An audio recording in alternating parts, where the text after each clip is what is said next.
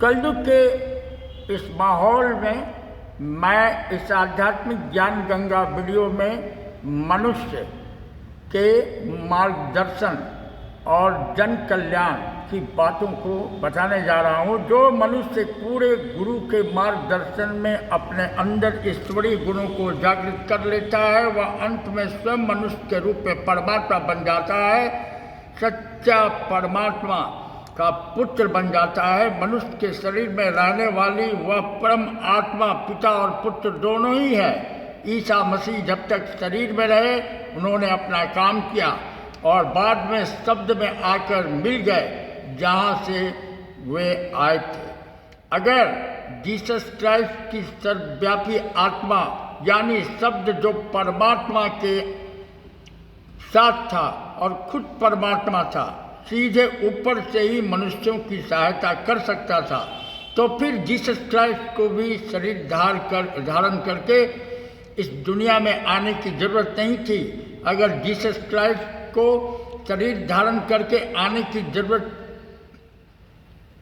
पड़ रही थी तो वही ज़रूरत अब भी है।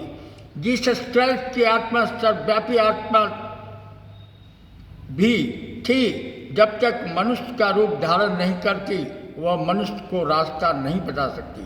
मनुष्य के सामने प्रकट होने के लिए, मनुष्य से बोलने के लिए और उसे समझाने के लिए परमात्मा को मनुष्य का चोला धारण करना पड़ता है और कोई रास्ता ही नहीं है। संसार को बनाने वाला वह अलग अगोचर परमात्मा हमेशा मनुष्य के साथ रहा है, पर क्या मनुष्य उससे कुछ सीख सका है? संसार की रचना करने के बाद परमात्मा ने मनुष्य को अपनी ज्ञान कैसे कराया? मनुष्य की बुद्धि और तर्क ने भ्रम और उलझनों को और भी मजबूत कर दिया और कई शक और सवाल पैदा कर दिए। सारहीन अंदाजों में हालात और भी खराब कर दी।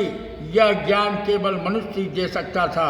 हम ईश्वर और फरिश्तों को नहीं देख सकते। दूसरे जीव जंतु तो खुद ही बेसमझ और अज्ञानी है, इसलिए परमात्मा को ही आना पड़ा और हमें दूसरों लोगों की बातें बताने के लिए, हमारे सृजनहार की जानकारी देने और उससे मिलने का मार्ग बताने के लिए उसे हमेशा ही मनुष्य चोले में आना पड़ता है। इसके बिना न हम उसे सुन सकते हैं, न देख सकते हैं और न ही उसका ज्ञान प्राप्त कर सकते हैं। केवल मनुष्य मनुष्य को सिखा सकता है। इसलिए परमात्मा जब हमें अपना ज्ञान प्रदान करता है तब उसे मनुष्य रूप धारण करके आना पड़ता है।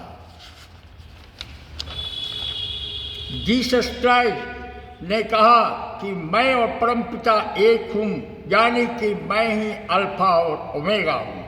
वैसे तो सद्गुरु मामूली इंसान की तरह ही रहता और बोलता है, लेकिन वास्तव में परमात्मा खुद उसके जरिए बोलता और काम करता है। मुर्शीद के शब्द परमात्मा के शब्द हैं, हालांकि वे इंसान की ज़बान से बोले जाते हैं। उसके हाथ परमात्मा के हाथ है, उसके हाथ परमात्मा के हाथ है। गुरु नानक जी कहते हैं, गुरु वह करता है जो परमात्मा नहीं कर सकता। इंसान के रहने और संसार में काम करने के लिए परमात्मा को मनुष्य रूप में आना ही पड़ता है। Thank you for watching this spiritual video.